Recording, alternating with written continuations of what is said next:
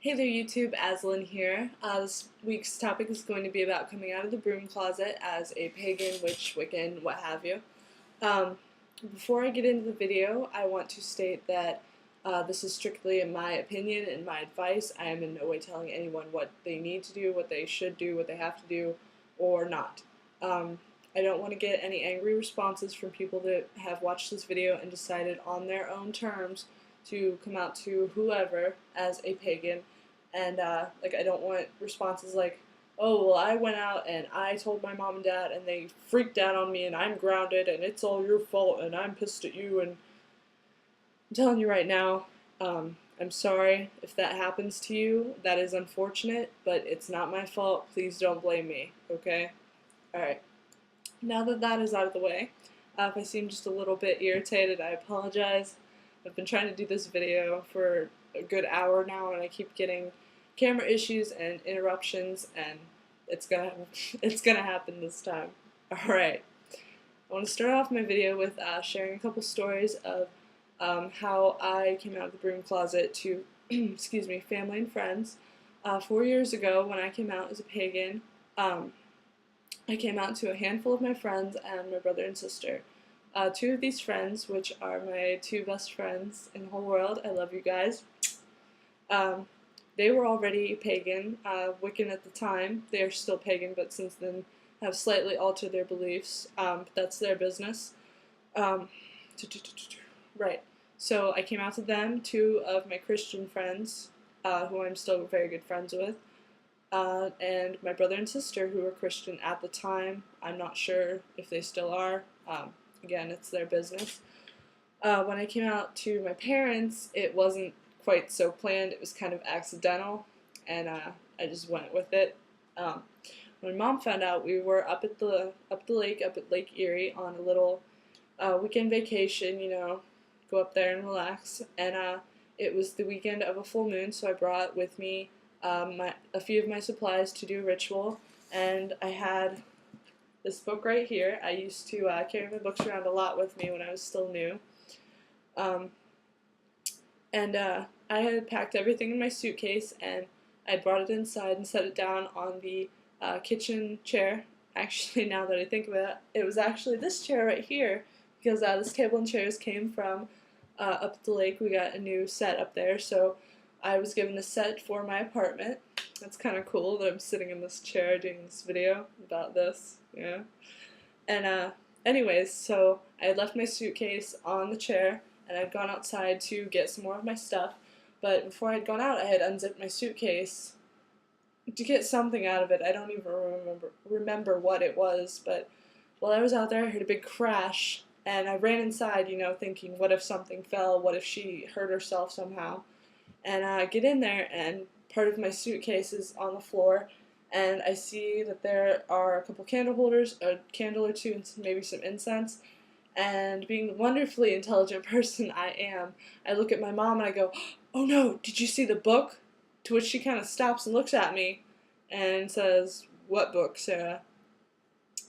And I look at her, and you know, the cat's out of the bag now, because she had been suspicious of this since my best friend was a Wiccan at that time. And so I pulled out my big old Silver Ravenwolf book, and the instant she saw it, she flipped out. We got into a pretty big fight, and that weekend was a little rough, just little. Since then, it's been resolved, and we're peachy keen, and we are close, and everything is awesome. When my dad found out, it was it was a little more scary, and yeah, a little more random chance, I'd say. And that night, it was the full moon again, and I was heading out to the backyard to do a ritual. I finally decided to work up the courage to go outside and do my ritual at my parents' house, because I decided I didn't care if the neighbors saw me, if someone, you know, walked past and saw me, whatever, it's not their business.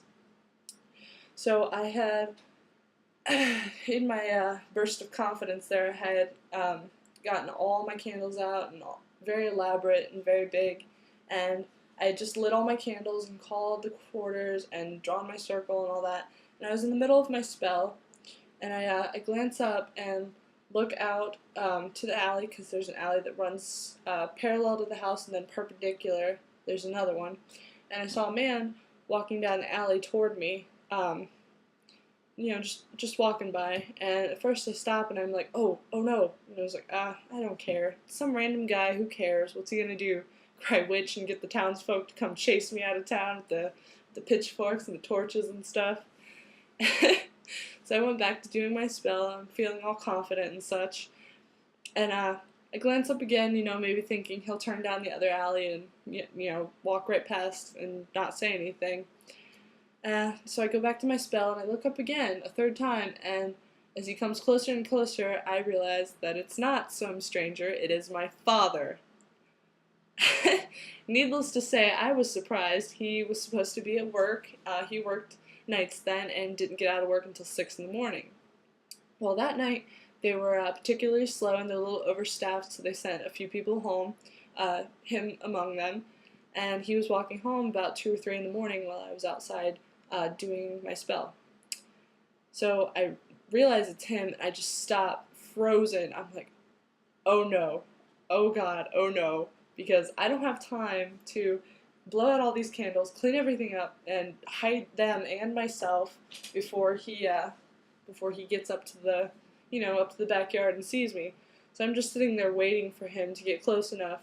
It was the longest minute of my life, and so I'm sitting there with it still in my hand, and he finally reaches me, and he just stops walking. This is my cat trying to ruin the video again. I'm not going to let her this time.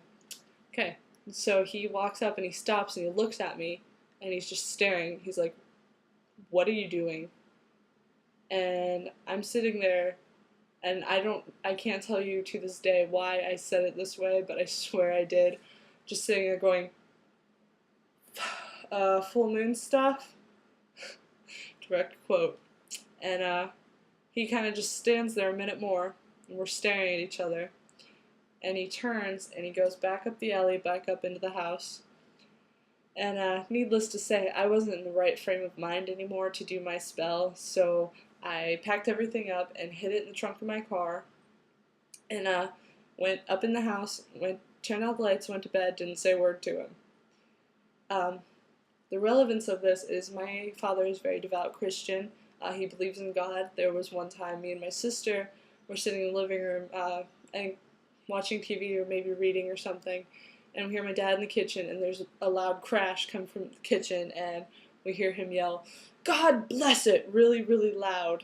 And we're sitting there trying not to laugh, and then he says, "Son of a bee!" Like, oh god, it was just so funny because, people don't do that. If they're mad and they're gonna curse, they curse. They don't substitute words or, leave part of the word out. But, so he's obviously a very devout Christian, and me not being a Christian anymore, I don't think that agrees with him,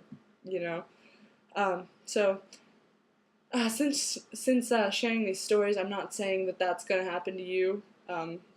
That, I think, was me wanting to tell my parents and not being able to work up the courage to do it, and wanting it so badly that the universe was finally just like, you know what? It pushed me out into the spotlight and was like, there you go, here's your chance, do it.